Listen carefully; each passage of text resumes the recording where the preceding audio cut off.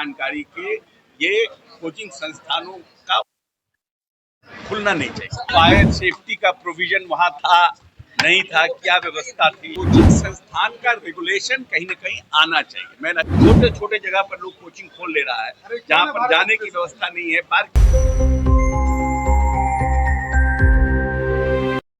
कि पटना में जो कोचिंग संस्थान जितने हैं, ये इन पर सरकार का रेगुलेशन आना चाहिए। और जब मैं 15 में मंत्री था, एजुकेशन मिनिस्टर, हमने एक रेगुलेशन लाया था कि भाई कहाँ पर बैठने की जगह है, पार्किंग की जगह है कि नहीं, पानी पीने की जगह है कि नहीं। याद होगा कि एक बार वहाँ अपने जहाँ पर कोचिंग होता है गुजरात में, वहाँ पर एक बहुत बड़ी घटना हो गई थी।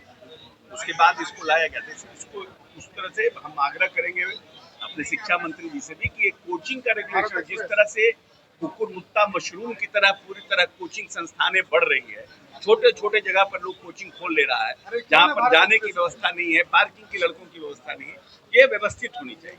और कहीं न कहीं बिना डीएम के परमिशन के, कलेक्टर की जानकारी के ये कोचिंग संस्थानों का खुलना नहीं चाहिए। सर, आप मानते हैं कोचिंग संस्थान वाला ठीक है क्योंकि टीचर है, बाउंसर लेके चलना, गार्ड से चलना, फिर आम सरकारी करना, ये सही है?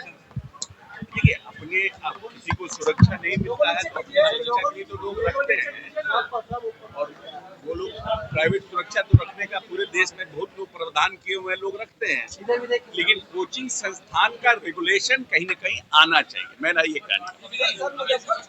अभी रेगुलेशन उस तरह का रेगुलेशन नहीं है ना कि जहाँ पर कहाँ पर है उसको सख्ती से उस पर उसको लागू करना चाहिए।